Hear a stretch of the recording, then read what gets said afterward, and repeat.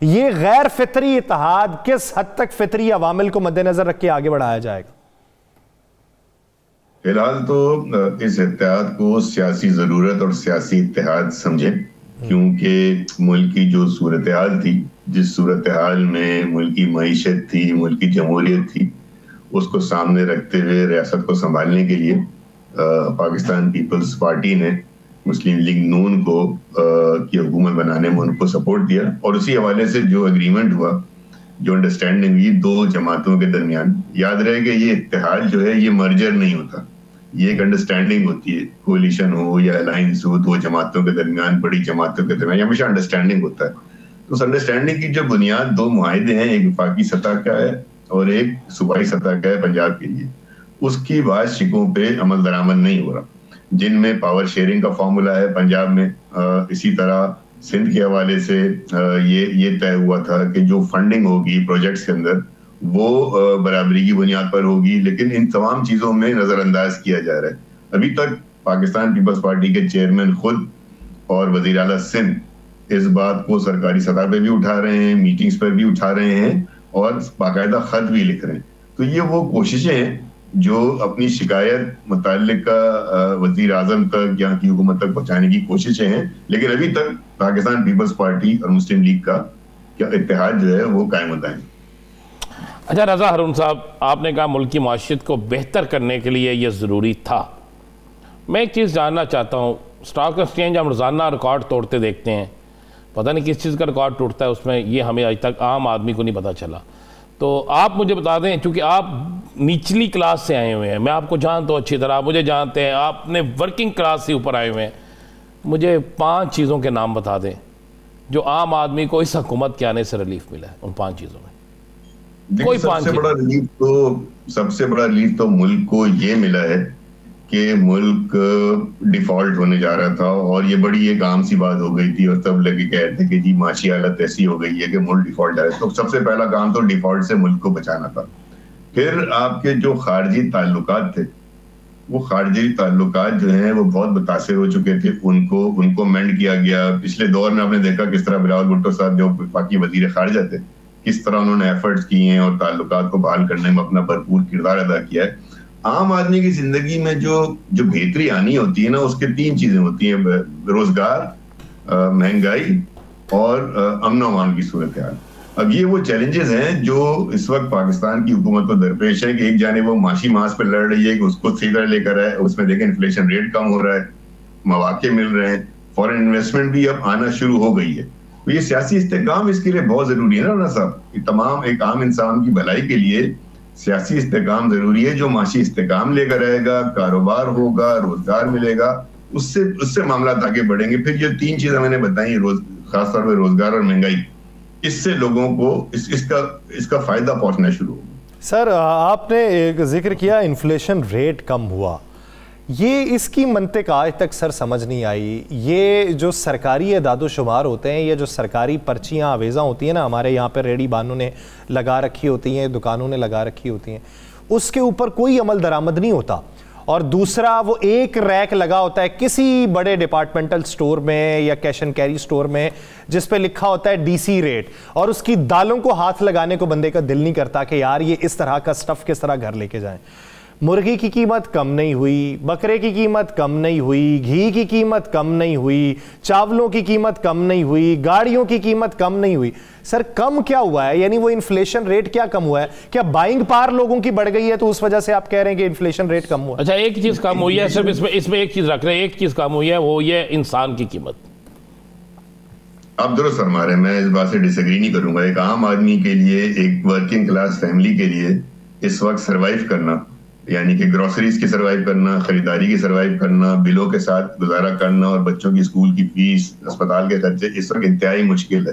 لیکن جو آپ انفلیشن ریٹ کی بات کر رہے ہیں نا، انفلیشن ریٹ کم ہونے کا مطلب ہوتا ہے کہ مہنگائی کی شرح کم ہوئی ہے، مہنگائی کم نہیں ہو گئی. تو مہنگائی کم اس وقت ہوگی جب آپ کی مہنگائی نیچے آنے کے ساتھ ساتھ آپ کے یہاں کاروبار میں وسعت آئے گی، لوگوں کی قوت خرید بڑھے گی. اس وقت لوگوں کی قوت خرید نہیں بڑھ رہی ہے، اسی لیے آپ کو ایسا لگتا ہے کہ انفلیشن ریٹ گر بھی رہا ہے لیکن مہنگائی کم نہیں ہو رہی ہے.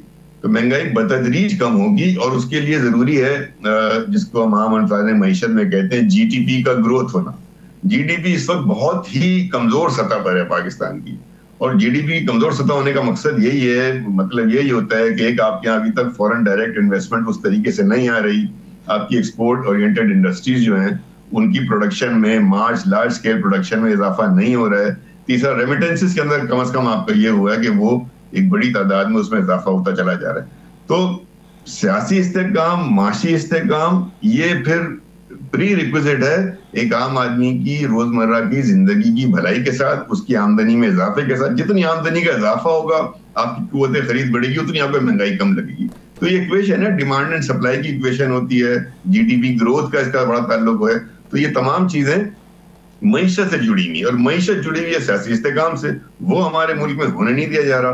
क्योंकि कभी मुज़ाकरात, आपने रजा साहब, आपने सियासी इस्तेहकाम की बात की, मुज़ाकरात शुरू हो गए, हुकूमत ने कहा लिख के दो, पहले PTI नहीं मानती थी, PTI मान के लिख के दे दिया।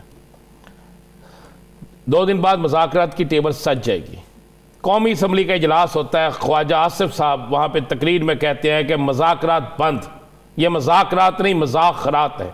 आपने सुना सारी तकरीर, अतात आरड़ साहब वज़ीर इत्तलात, उनकी तकरीर भी आपने सुन ली, एहसन इकबाल साहब क्या कहते हैं वो भी आपने सुन लिया। तो अगर आप सियासी इस्तेहकाम चाहते हैं, जिनके मतलब आपको गिला था कभी वो बैठते नहीं, अगर आप वो बैठना शुरू हुए हैं तो सियासी इस्तेहकाम तो हुकूमत खराब कर रही है। राना साहब, ये दोनों तरफ से होता है। जब वहां से भी हॉस्टाइल बयानात आएंगे, हॉस्टाइल ट्वीट्स होंगी, और उन ट्वीट्स के अंदर आप वजीर आजम को जो है वो इस तरह मुखातिब करेंगे, तो सामने जो वजीर आजम की टीम के लोग हैं वो रिस्पॉन्ड करेंगे। तो इसीलिए तो जब भी जंग भी होती है, जंग के बाद भी बैठना होता है, उससे पहले सीज फायर होता है ना, सीज फायर के बाद टेबल पर आप बैठते हो, नेगोशिएशन शुरू होती है। यहाँ सियासत ने मुज़ाकरात से पहले तमाम लीडरशिप को ये चाहिए था कि वो अपनी अपनी हॉस्टिलिटीज बंद कर दी। अब बानी PTI की भी जो आज भी जो ट्वीट आई है, अभी आपने थोड़ी देर पहले देखी होगी, उस ट्वीट के अंदर भी इन्होंने हॉस्टाइल रवैया अपना इख्तियार किया हुआ है।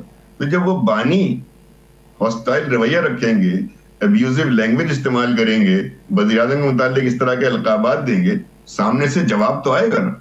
तो ये मुज़ाकरात की टेबल को नुकसान पहुंचाता है, ये मुज़ाकरात के माहौल को नुकसान पहुंचाता है। और मुज़ाकरात में जो बैठे हुए अफराद हैं, पार्टियां भी नुमाइंदगी कर रहे हैं, उनका कॉन्फिडेंस शेकन होता है, वो घबरा जाते हैं। वो मुज़ाकरात में फिर जो है उस तरीके से उनकी इंटरेस्ट नहीं रह जाता, क्योंकि वो अपने अपने लीडर को सपोर्ट करने बैठ गए। मुज़ाकरात की टेबल पे जो इश्यू है वो पीछे रह जाएगा। इसलिए सीज फायर बयानात का, सीज फायर हॉस्टाइल बयानात का सीज फायर दोनों जानिब से वो मुज़ाकरात की कामयाबी की गारंटी है। अच्छा सर, चेयरमैन सेनेट, उनका ताल्लुक आपकी जमात से, वो एक प्रोटेक्शन ऑर्डर जारी करते हैं 18 माह से कैद एजाज चौधरी साहब के लिए। प्रोटेक्शन ऑर्डर जारी होता है और आज के दिन उन्हें सेनेट में पेश नहीं किया जाता। अच्छा, बादिन नज़र में तो ये भी आ सकता है कि उस केस के अंदर गिरफ्तार हैं, तो ठीक है, प्रोटेक्शन ऑर्डर जारी हुए थे लेकिन उस पर अभी अमल नहीं हो सकता। फैसल वावडा साहब कहते हैं कि उसके ऊपर अमल दरामद ना होने की वजह मरियम नवाज हैं, क्योंकि पंजाब पुलिस मरियम नवाज के मातहत है। सर, आपकी जमात के सेनेटर और चेयरमैन, और वो अगर हुक्म जारी करें और आपकी इत्तेहादी, चले मर्जर नहीं है, इत्तेहादी रुकावट पैदा कर दें, तो फिर ये कैसा इत्तेहाद है सर?